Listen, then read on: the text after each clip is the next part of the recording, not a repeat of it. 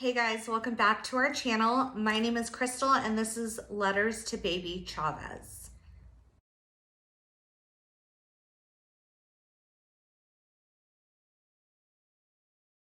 On today's episode, I wanted to come to you and discuss our upcoming IVF cycle and all of the triggers leading up to what's going on in the world.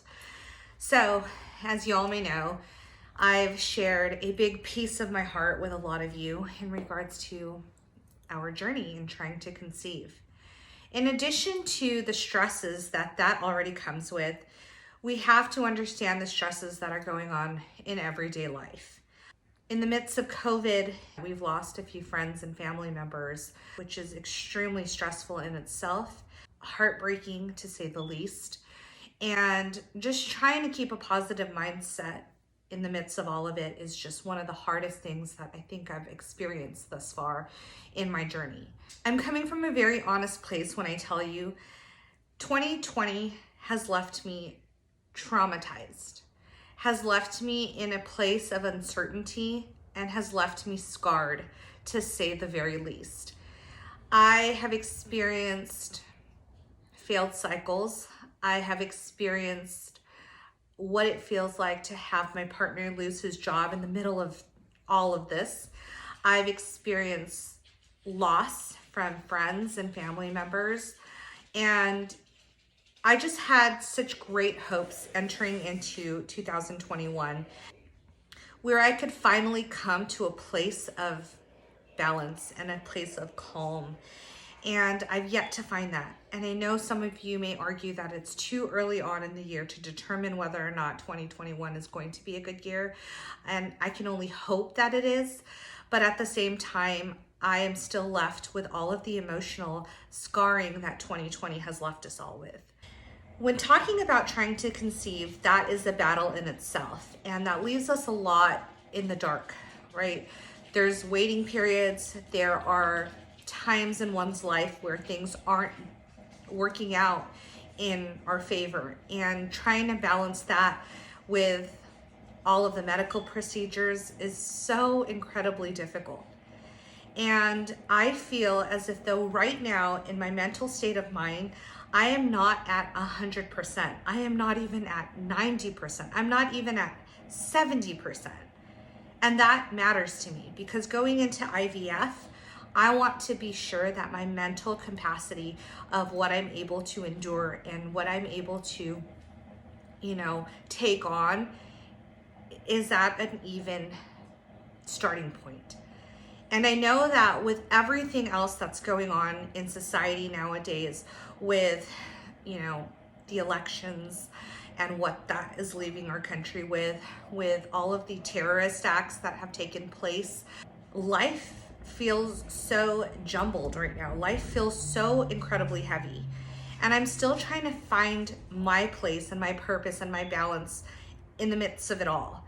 And it's so hard. It's so hard to come to a place of grace, come to a place of calm, come to a place of centered when everything feels like it's moving at 1,000,000 miles per hour and I could barely catch up to yesterday's news. And finding my place in a world that is so incredibly chaotic right now. And that is just one of the hardest ventures that I've come across during my time in trying to conceive. But it's those areas of my life that I'm facing and that I'm, encompassing that are making it so much more difficult for me to want to move forward in even the thought process of trying to bring in a child in the scary world that we reside in. I almost feel somewhat selfish in wanting that, knowing how much bad and how much evil is encompassing the world that we live in. And I feel as if though there are times and points in everybody's life that comes with trial, that comes with tribulation, that comes with, anxiety and fear and self-doubt. But when you have all of that just at your forefront and nowhere else to go, you're pushed up against the wall, my only knowledge and my only sound knowingness is to retreat. IVF is supposed to take place at the end of January, which leads us in just a couple of weeks. I'm supposed to start my protocol and just dive into this knowingly that this is the direction in which we're supposed to. But with everything else encompassing, you know, all of the anxiety, all of the uncertainty, and everything else that is going on in the world, I can't bring myself to the place to start taking a break from the month of January and starting in February or March, just to kind of regroup and regather. And as heartbreaking as that is for me, because I was very excited to get this process underway, I need to do what's best for my mental state of mind. And if God is telling me to pause, I need to wait.